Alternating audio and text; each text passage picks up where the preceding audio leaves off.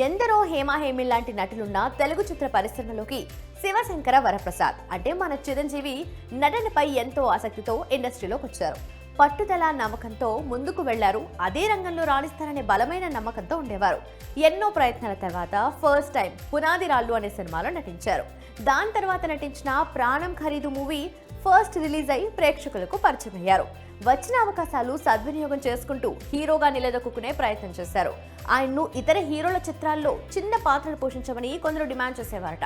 ఒకవేళ చెయ్యను అని చెప్తే భవిష్యత్తుపై ప్రభావం పడుతుందేమోనన్న భయం, మనల్ని మనం నిరూపించుకునే సమయం ఎప్పటికైనా వస్తుందనే ఆశతోనే వాటిలో నటించినట్లు చిరంజీవి ఓ సందర్భంలో అన్నారు.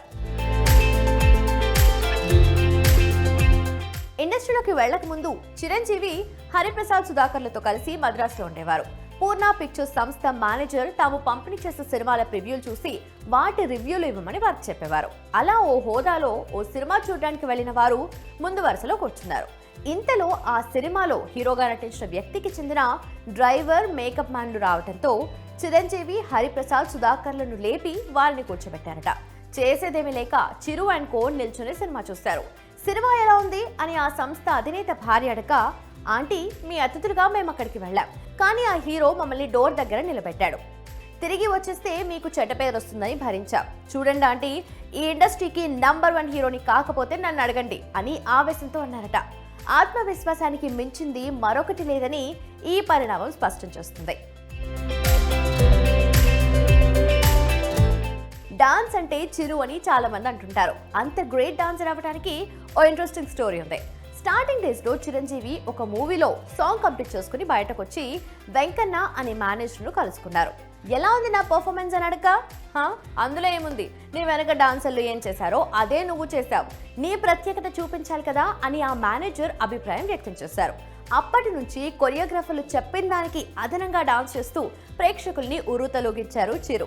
నటన మెరుగుపరుచుకోవడంలో సినీ క్రిటిక్ గుడిపూడి శ్రీహరి పాత్ర ఉందని చిరంజీవి ఓ సందర్భంలో తెలిపారు.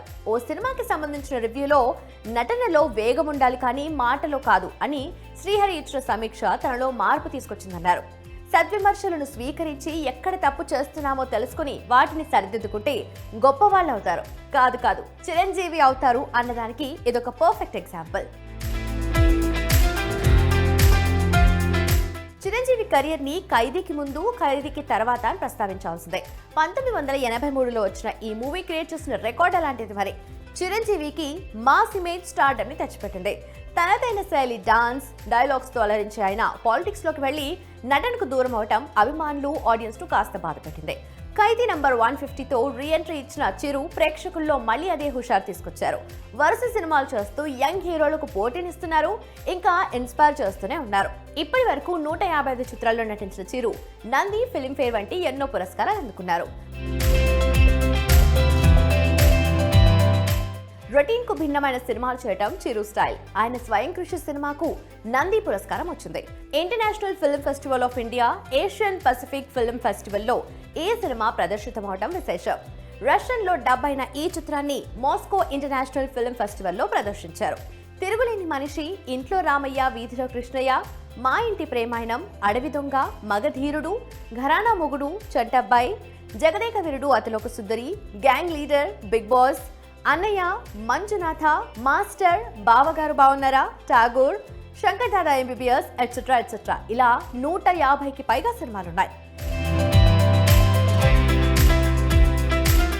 ఒకే హీరోకి 2 బిరుదులున్నట్టు మారుతూ స్టార్టింగ్ డేస్ లో సుప్రీం హీరోగా పేరొందిన చిరు ఆ తర్వాత మెగాస్టార్ గా సూపర్ క్రేజ్ సంపాదించుకున్న సంగతి తెలిసిందే. 1988లో వచ్చిన మరణ మృదంగంతో చిరంజీవి మెగాస్టార్ గా మారారు. ఆ చిత్ర నిర్మాత కెఎస్ రామారావు చిరుకి ఆ బిరుదునిచ్చారు. అంతకు ముందు వరకు ఆయన నటించిన సినిమా టైటిల్స్ లో కొన్నిటిలో చిరంజీవి అని, మరికొన్ని చిత్రాల్లో సుప్రీం హీరో అని కనిపిస్తుంది. చిరు సుప్రీం హీరోగా కనిపించిన చివరి చిత్రం ఖైదీ నంబర్ 786. సుప్రీం హీరో, మెగాస్టార్ ఈ రెండిటిపైన పాటలు రావటం విశేషం. ఆయన ప్రస్థానంలో సాధించిన ఘనతల్లో కొన్ని. 1987 ఆస్కార్ అవార్డ్స్ ప్రెజెంటేషన్ కి అటెండ్ అయిన ఫస్ట్ సౌత్ ఇండియన్ యాక్టర్. ఆయన మూవీస్ కి ఈవెన్ యుఎస్ అండ్ యూకేలో కూడా హ్యూజ్ వ్యూవర్షిప్ ఉంది. తెలుగు ప్రేక్షకులకు బ్రేక్ డాన్స్ ని ఇంట్రడ్యూస్ చేశారు పసివాడు ప్రాణం సినిమాతో. బావుగారు బావున్నారా చిత్రంలో బంగీ జంప్ చేశారు. ఈ సినిమాలోని ఓ సన్నివేశం కోసం 240 అడుగుల ఎత్తు నుంచి దూకారు. ఏకపాత్రాభినయం, ద్విపాత్రాభినయం, త్రిపాత్రాభినయం చేసిన సినిమాలు 100 రోజులు ప్రదర్శితమైన రికార్డ్ ఇండియన్ ఫిల్మ్ ఇండస్ట్రీలో చిరంజీవికి దక్కింది. 1992లో అత్యధిక పారితోషికం అంటే సుమారు ₹1 కోటికి పైగా అందుకున్న తొలి భారతీయ నటుడిగా వార్తల్లో నిలిచారు. చిరంజీవి నటించిన ఘరానా మొగుడు 10 కోట్ల గ్రాస్ కలెక్షన్ సాధించిన తొలి తెలుగు చిత్రం. ఇంద్ర 30 కోట్లకు పైగా గ్రాస్ వసూలు చేసిన తొలి తెలుగు చిత్రంగా చరిత్ర సృష్టించింది. రష్యన్లోకి డబ్ అయిన ఫస్ట్ తెలుగు మూవీ చిరంజీవి నటించిన స్వయం కృషి.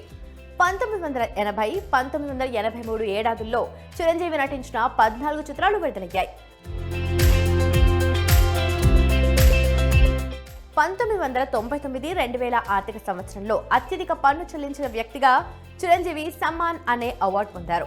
2002లో అప్పటి కేంద్ర ఆర్థిక శాఖ సహాయ మంత్రి చిరుకి ఈ అవార్డును అందించారు. పర్సనల్ వెబ్సైట్ కలిగిన తొలి భారతీయ నటుడు.